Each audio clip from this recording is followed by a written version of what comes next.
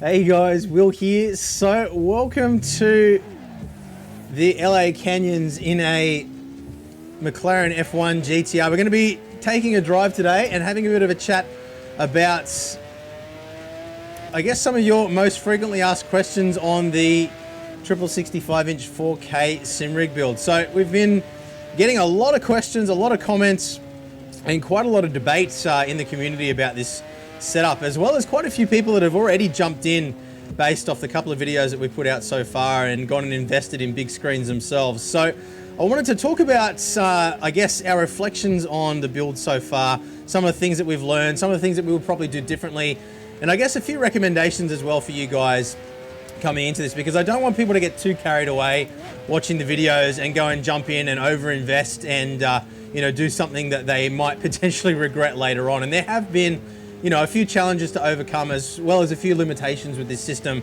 that I think are important to acknowledge and put in perspective for you guys. So we'll answer your most frequently asked questions, as well as address some of my learnings and concerns throughout the process in this video as well. So we're going to talk about the benefits and pitfalls of large screens compared to smaller screens closer to you, as well as compare against VR as well. And we'll start off by talking about the comparison between larger screens further away and smaller screens closer to you. Now, the obvious question that most people have, and the thing that I kind of was the most intrigued about going into this, was what exactly would be the benefit of larger screens further away compared to, say, small screens closer. So generally what I tend to recommend people who ask me is I tend to recommend 32-inch screens as being the sweet spot for triple screens, simply because they've got a good aspect ratio in terms of the height that they have. Whoa, we're going to crash. No, we're not. That was lucky. Lucky the cop didn't see that. That was sketchy as. But yeah, I tend to recommend 32-inch screens to most people, simply because there's abundance of options available, different refresh rates, different panel qualities, different resolutions as well. So if you want 4K, you can do that. If you want 1440 by whatever horizontal resolution or vertical resolutions you want, basically you can come up with that. So that's generally why I recommend that size in particular. Now, I was running triple 35-inch screens for 2 years before doing this, and one thing that I did always struggle with those screens was the lack of vertical resolution. So they were quite narrow vertically, and that meant that as soon as you move your head up or look outside the sweet spot on the screens, you instantly lose your immersion. You can't look down in the cabin, you can't look up to the windscreen. It's a very, very narrow field of view vertically with those screens. So that's the reason why I recommend 32s or 27s generally over something like an ultra wide or triple ultra wides.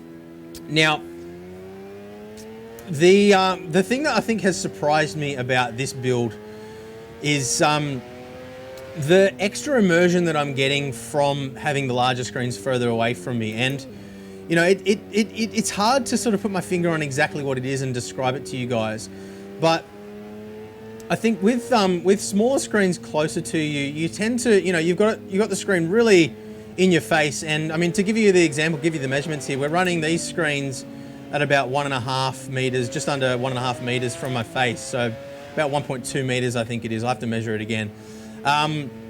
Whereas the 35s I had at half the distance, so they were literally sort of hitting right here. And what I found is that caused quite a lot of eye strain. I felt quite a lot of heat coming off those screens as well. Having them so close to you, it does feel quite cramped.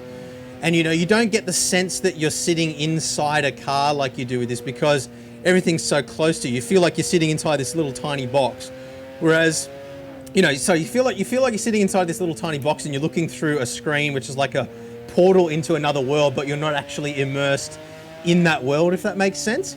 Whereas with the larger screens further away, you're kind of able to create that environment, that 1-to-1 ratio environment where, the amount of space around me, the screen is about where the windscreen would be in a real car.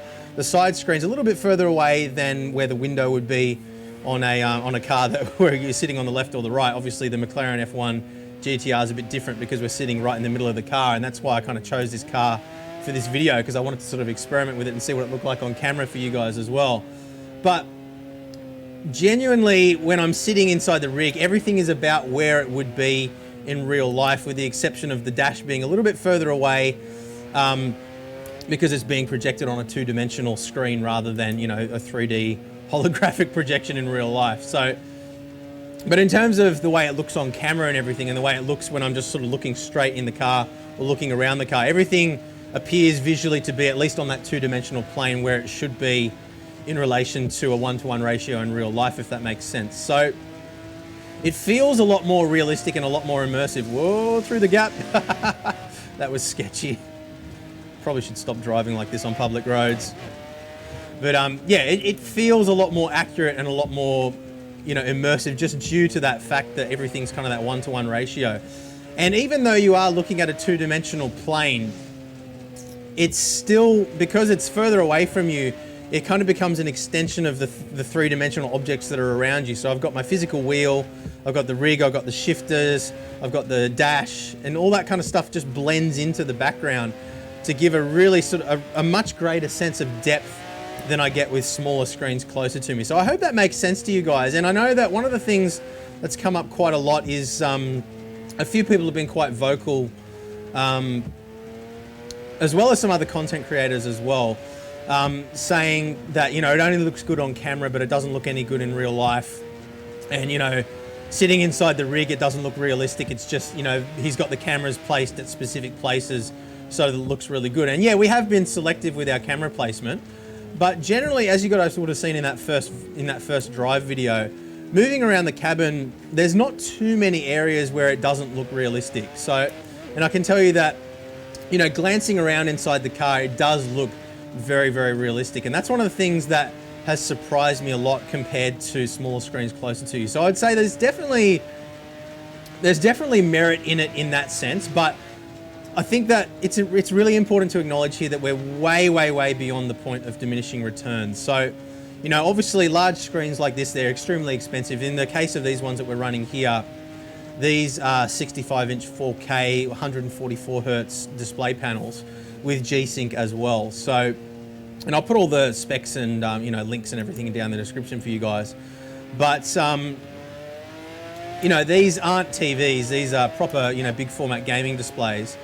And, you know, being 144 hertz with G-Sync as well, they are very, very, very expensive. So, way past the point of diminishing return, you know, compared to what I would recommend to the majority of people. And although it is more immersive, you know, it's certainly not something that's going to make you a faster driver or more consistent driver or anything like that. You know, I'm not finding that I'm any quicker than I was before. So, you know, there's certainly a million other things that I would recommend before this to somebody who's, you know, getting into sim racing for the first time and wanting the best bang for buck in terms of the overall experience of sim racing and being competitive and things like that. So, you know, I'd say that big screens like this would probably be one of the last things that you would do. You've also got to consider the overall footprint of the system as well. With these big 65-inch screens on a 45-degree angle on the sides, which is about where we need them to be able to place cameras and stuff inside the cabin, like what you're seeing here. You know, it does take up about 2.5 meter span across by about 2 meters back. So it's a pretty large footprint. And that is obviously, you know, a serious consideration as well. There's also the consideration too of power consumption. They're very, very power hungry. They generate a lot of heat. And as well, like, even though I mentioned before, I don't feel the heat on me like I did with the smaller screens closer, they do still generate a lot of heat in the room overall. And I'm finding that even on a relatively cool day, I do have to have the air conditioner running in the room to, you know, to make it work. Otherwise it just gets way too hot in here. So that's a consideration as well. Obviously you need to have a really beefy PC as well. We're running a 9900K overclocked to 5.2 gigahertz on all cores, all custom water cooled as well. We're running a 2080 Ti at the moment. We will be upgrading that to a 3090 as soon as the 3090 becomes available here in Australia. I have had that on order for about 2 months. But running 4K resolution across 3 panels isn't an easy task, and we have had to make some sacrifices in terms of visual fidelity, turning down the quality, you know, in some titles. iRacing is absolutely fine, but Assetto Corsa, Competizione, you know, most of the other games, F1, you know, there's still a lot of other games that we have to test out and show you guys yet, but you know, you do have to make some sacrifices with today's technology, and I'm imagining even with the 3090 we will have to turn the graphics down a little bit to make it run at 4K native resolution. Now you can get away with 1440 with these larger screens at this distance away, and it still looks absolutely fine. It's still perfectly usable, and it's still nice and clear, but obviously you want to be running at native resolution if you can. It just looks a lot sharper and a lot nicer. So that's a consideration too.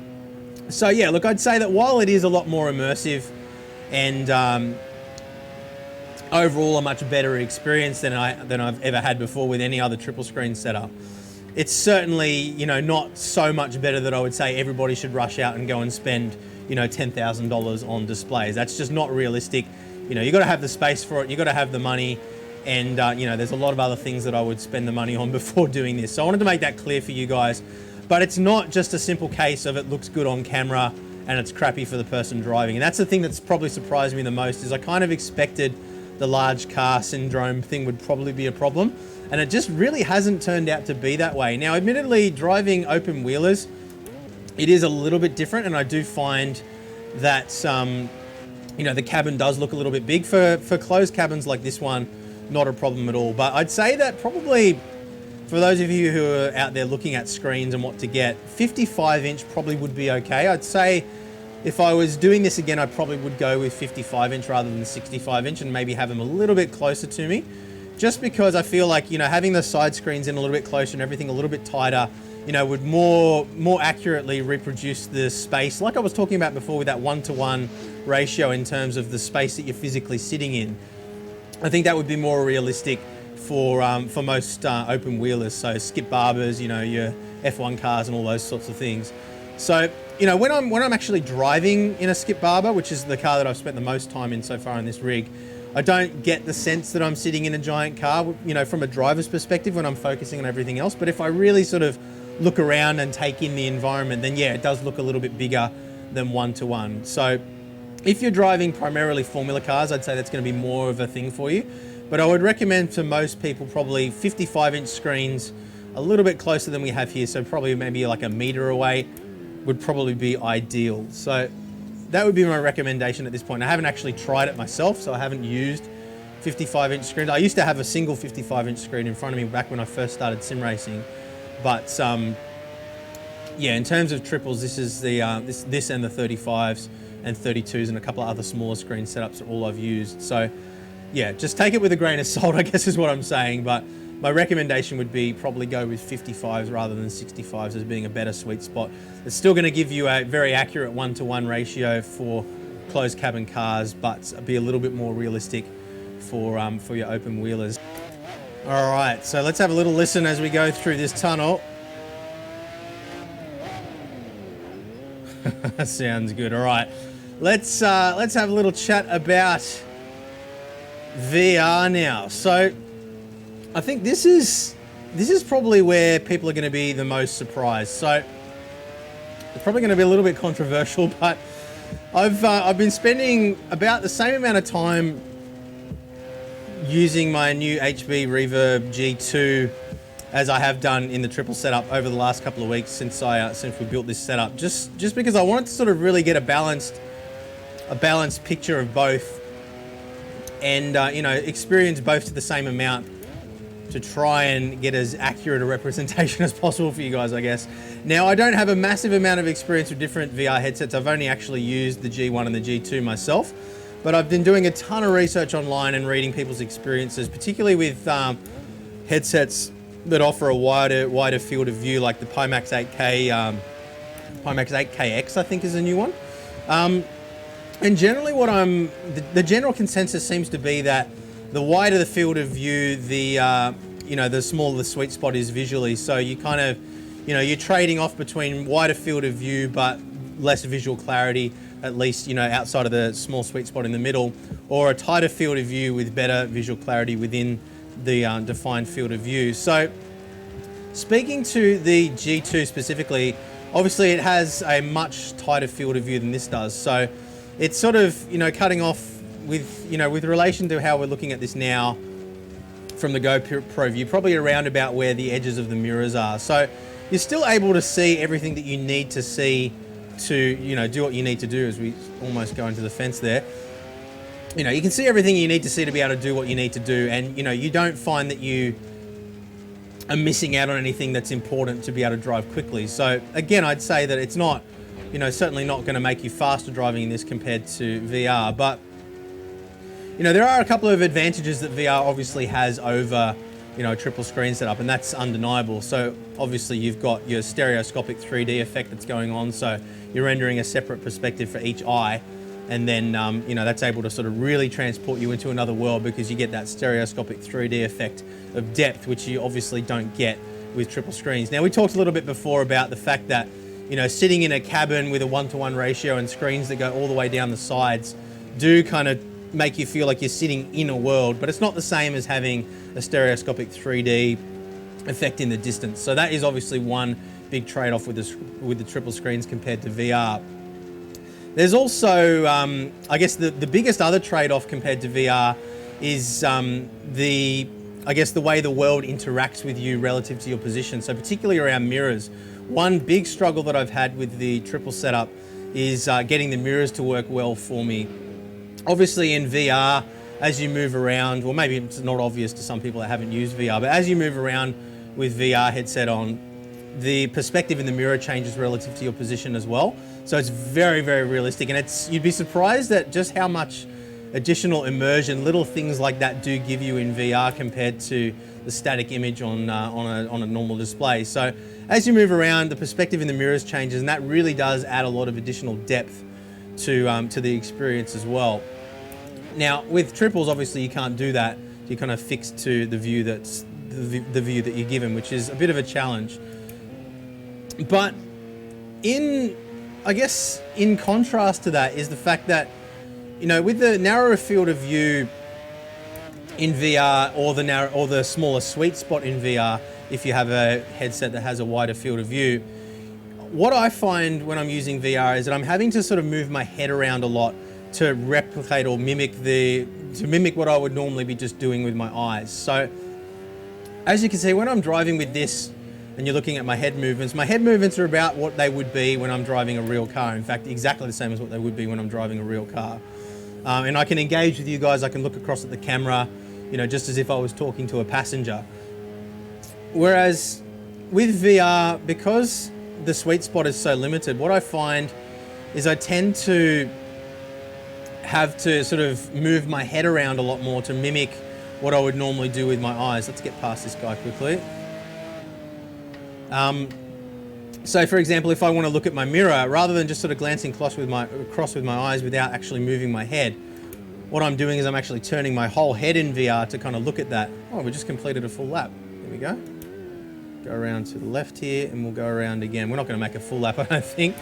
But yeah, just little things like that I actually find are more realistic about this setup compared to VR than I expected. So that has actually been quite a surprise. And while I would say overall the experience probably isn't quite as immersive as VR, it's a lot closer than I would have thought.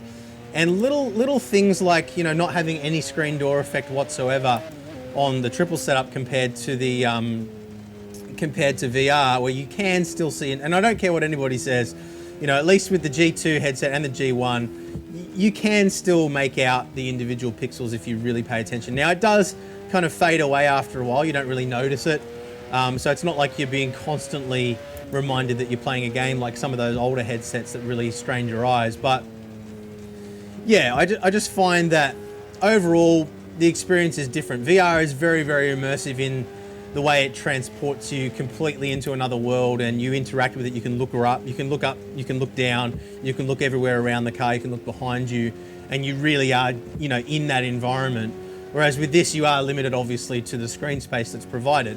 So you can see the, you know, the full 180 degree, but if you look up, you know, you're still looking at the roof. If you look behind you, you're still looking at the room around you. So it's not as immersive in that sense, and it never will be. But just the visual clarity and not having something strapped to your face as well, the ability to sort of interact, see a physical wheel, feel it with your hands, look at your own hands while you're driving. You know, that there's immersion in that as well. And when you combine that with the large screens, the large field of view, it is very immersive in a different way as well. So I wouldn't say, you know, purely in terms of the experience that one is better than the other. They're just different. But what I would say is that when you weigh up the cost versus benefit, then VR is obviously a much better value solution than something like this. When you consider all the things that we've talked about in this video with regards to space, power requirements, all those things, VR definitely becomes the better option with regards to all those things. So I would say, if you haven't experienced VR, definitely, absolutely give a decent VR headset a try. So whether it's an Index or a Reverb G2 or a Pimax, whatever it is, give that a try before you go and invest in large triple screens, because you may well find that you absolutely love it, and it's much better value for you in terms of not only the initial investment, but the power consumption, the space requirements, all those things. VR is fantastic because you can set up a relatively small rig, you can strap the headset on, and you can basically do it anywhere. Whereas with something like this, obviously you need to have a dedicated space for it to work. Now, the one thing that I would say as well is, and to answer another question, how does the performance of this compare with VR? Now, again, we only have the Reverb to compare with, from my own experience at least, that being 2160 by 2160 resolution per eye. And I find that that's actually harder to drive at decent frame rates than this system with the triple 4Ks is, simply because it's having to render two perspectives. So it's a lot more taxing on the system in general than a single perspective is, even at a higher resolution like what we have here. So to give you a side-by-side comparison, if I run a Assetto Corsa Competizione at relatively sort of medium settings where I can get a decent frame rate for both, I'd be able to, I'd get maybe like 60, 70 frames per second with this, running exactly the same settings. On the VR headset, I'm getting more like 30, 40 frames per second. So I have to crank the settings down a lot more to make it work smoothly for VR compared to this. So, that's been one thing a lot of people have commented on. They go, oh, you need such a beast system to run these triple 4Ks. Yes, that's true. But, if you've got a system that can run a high-end VR headset, you're not going to have any problems running this either. So, just to make that clear for you guys as well. But I think that pretty much covers everything that we need to in this video. If you guys have got any other questions, let me know in the comments below. I guess the main thing I wanted to achieve with this was, answering those questions, as well as, I guess, just sort of making sure that you guys that are sort of jumping in and spending a lot of money on screens based off these videos are getting a clear picture of exactly what the experience is like, and not sort of being, not misled, because obviously, our reactions are real, and I'm certainly not overstating anything or exaggerating anything for the sake of, the content creation. But you do have to put it in perspective. You do need to consider the fact that we are doing this primarily because of the content creation opportunities that it does provide. And it's been, the value's been there for us in doing that. And obviously, most of the hardware that we're using here has been provided to us by the manufacturers as well. And that obviously makes a huge difference as well. I wouldn't have been in a position to just go out and buy $10,000 worth of screens to make this happen. So, I need to say thank you to those brands as well. Omen, HP, who've helped us out, SimuCube, FANATEC, so many brands that have supplied gear for this rig. And it's been Next Level Racing as well with the motion platforms. It's been amazing. So thank you very much to those guys. But thank you mostly to you guys who watch these videos for all of your support, because without the viewers, without the support from you guys, the brands wouldn't be, interested in helping us out. So it's really you guys that have made all this possible. And I really do hope that one day you're all able to experience something like this for yourselves as well. But I hope that this video has given you at least a bit more perspective, a bit of a clearer picture of exactly what it's like. And if you do have any other questions, please do let us know in the comments. Jump in our Discord community as well. Happy to answer your questions there. And I think I'll leave it at that for today. So thank you very much for watching, guys. Leave a thumbs up if you've enjoyed the video. Make sure that you're subscribed so you don't miss future ones as well. We've obviously got some very exciting content coming up. We're going to be putting the traction loss system in this week, as well as hopefully recording some more race videos as well once we're out of week 13 in iRacing. I want to give some more Assetto Corsa Competizione a go as well. I want to jump in some online lobbies. I'll probably regret it, but I want to give that a go too. We might even try to organise some sort of a community race in ACC to get you guys involved too. So thanks very much for watching, guys, and I will see you again soon. Bye.